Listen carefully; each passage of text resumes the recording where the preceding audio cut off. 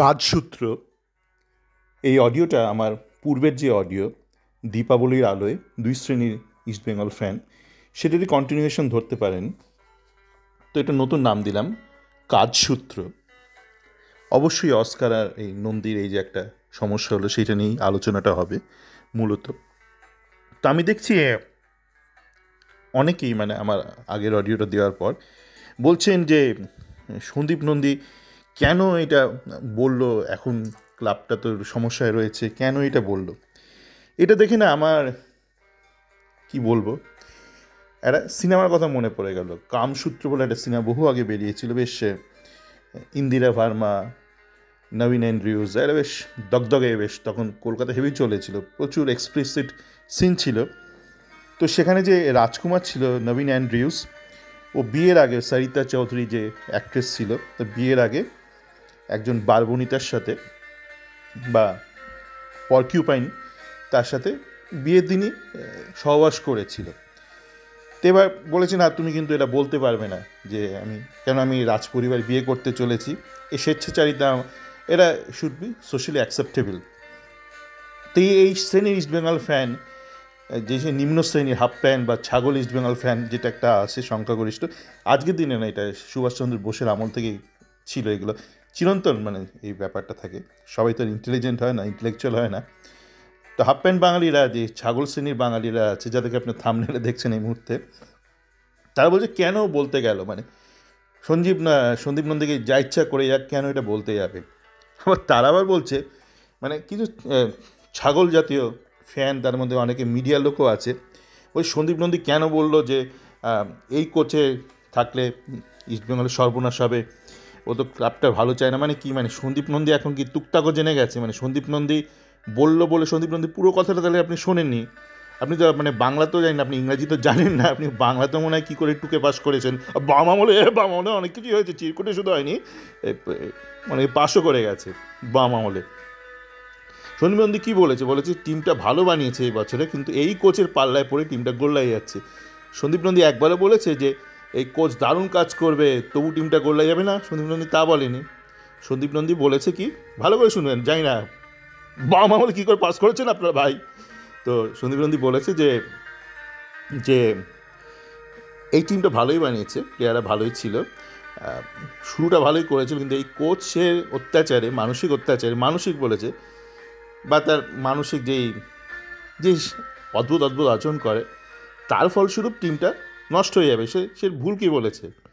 সন্দীপ নন্দী বলেছে আমি টুকটাক করবো, আমি যাবো, আমি শ্মশানে গিয়ে শ্মশানকালী পুজো করবো যাতে টিমটা সর্বনাশ হয়, বলেছে একবার সন্দীপ নন্দী কি সেটা বলেছে একবার? মানে আপনার মানে জানি না আপনার মাথার ঘিরুটা কি মানে আপনার পাছায় চলে এসছে, যা ইচ্ছা এটা বলে দিলেই হলো। আবার একটা দেখি একটা ল্যাবাগোবা একটা ছেলে আছে, রনে বনে জঙ্গলে চলে যায়, ভিকিরি বাচ্চা দেখতে, একটা ভিকিরি বাচ্চার মতন, বস্তির ছেলে মতন দেখতে, সে জানি না, সে অনেক পড়াশোনা করছে, সে বলছে সন্দীপ নন্দী চাকরি বাকরি জোগাড় করে একটা এই করেছে। মানে এটা কী ধরনের কথাবার্তা? মানে সন্দীপ নন্দী চাকরি বাকরি জোগাড় করে, মানে সন্দীপ নন্দী বলেছে যে মানে ম্যানচেস্টার ইউনাইটেড চাকরি পেয়েছে তাই ইস্টবেঙ্গলের সঙ্গে ঝামেলা করে বেরিয়ে যাচ্ছে। আর সন্দীপ নন্দী এটা তো আজকের অভিযোগ নয়, দিনের পর দিন ওর সাথে খারাপ ব্যবহার করেছে। আপনারা লাতখোর, বললাম না, হয়তো যান গিয়ে টিউশনি করেন, দুটো সস্তা টিউশনি করেন, হয়তো ওই বেড়ালের দুধ দেওয়া, বেড়ালে মুখ দেওয়া পায়েসটা দেয়। মেয়ের বাবা তো মেয়ের বুকের দিকে চেয়ে আছিস কেন? লাঞ্ছিত হন না তো আপনার স্টুডেন্টের বাবা আমার কাছে দিন রাত হয়তো লাঞ্ছিত হন, তো থাপ্পড় মেরে দেয় হয়তো কোনো আপনার মেয়ে স্টুডেন্ট, তারপর আবার একটা মেয়েকে ধরেন গিয়ে পড়াশোনা করান, আর এসে ইউটিউব চ্যানেল খুলে বসে আছেন, দালালি করছেন। তো সন্দীপ নন্দী চাকরি যদি পেয়েও থাকে, তার সাথে সন্দীপ নন্দীর সাথে বাজে ব্যবহারের কী সম্পর্ক? আর এটা তো আমরা অনেকেই করি, মানে ধরুন বস খুব বাজে, খুব মানে টক্সিক বস, তো আমাদের আবার সংসারও আছে, সংসারও চালাতে হবে, তো আমরা চাকরি খুঁজি, যেই মুহূর্তে চাকরিটা পাই ওই বসের পোদার লাথি মেরে বেরিয়ে যাই। দিনের পর দিন হয়তো বস খারাপ ব্যবহার করছে, দ্যাট ডাজেন্ট মিন এটাকে স্বীকৃতি দেওয়া গেল। 99 বার হয়তো খারাপ ব্যবহার করেছে, 100তম বার হয়তো ঘটাচ করে পাল্টা থাপ্পড় মেরেছে। তার মানে এই না যে আগে 99টা ঠিক ছিল, আগে 99টা কেন তুমি, কারণ তোমাকে তো একবার রেপ করেনি, অনেক দেখবে না রেপের ঘটনা বেরোয়, মানে বারংবার রেপ করা হয়েছে, 100বার মানে গিয়ে হয়তো তখন থানায় গেছে, তখন আপনি অনেক আপনাদের মতন এই ছাগল ইসলাম অনেক ফ্যান আছে, আগে 99বার কেন বলেনি, তখন তো বলেনি বেশ করেছে। তার মানে কি ওইটা মানে স্বীকৃত হয়ে গেল, সামাজিকভাবে স্বীকৃত হয়ে গেল আগে 99টা। কোন জঙ্গলি জানোয়ার আপনার বাবা মা বলুন তো যে আপনাদের জন্ম দিয়েছে? মানে কত বড় ছাগল আপনার বাপ মা যে আপনার মতন একটা ছাগল জন্ম দিয়েছে, এটাকে আবার আপনার এন্ডোর্স করছেন।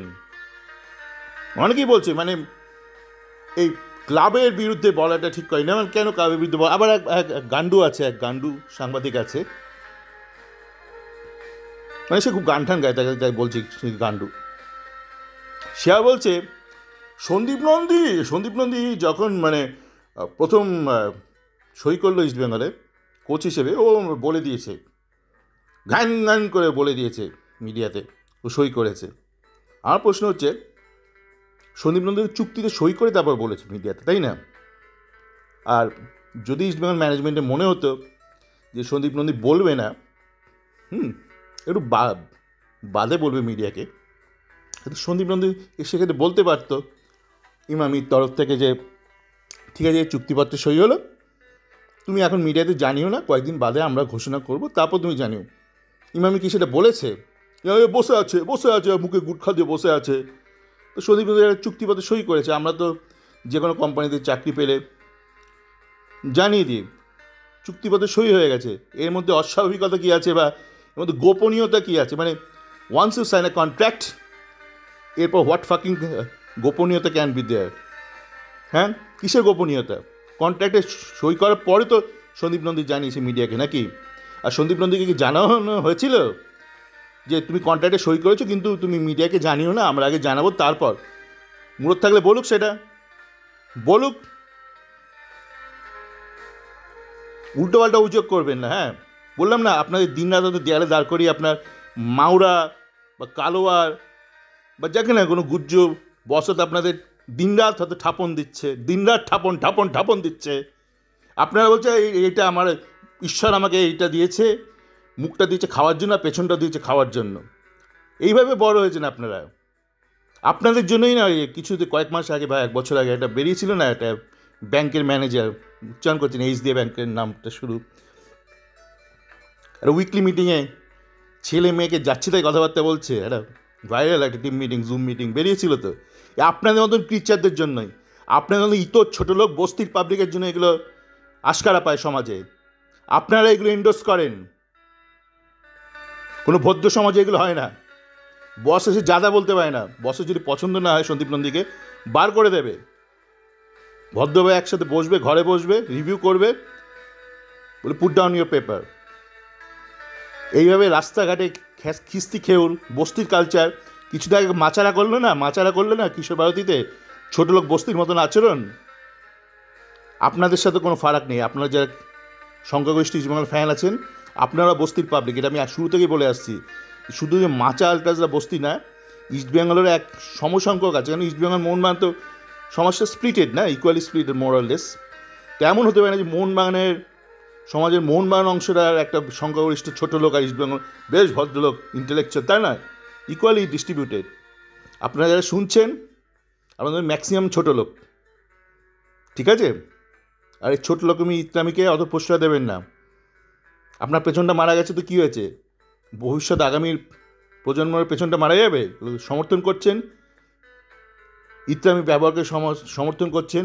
আর কর্পোরেট কালচার চাই, কর্পোরেট ইস্টবেঙ্গল, এই তো আপনারা বস্তির কালচার, বস্তির পাবলিক, বস্তির বাপ মার পেটে জন্মেছেন, আবার কর্পোরেট মারাচ্ছেন। দেবজিৎ খেলুক কি না খেলুক ডাজেন্ট ম্যাটার, ফুটবলটা অপ্রাসঙ্গিক এখানে। একজন বস তার সাবঅর্ডিনেটের সাথে কীভাবে বিহেভ করবে সেটা নিয়ে আপনারা করছেন, আপোষ করছেন, সমর্থন করছেন। জানোয়ারের বাচ্চা।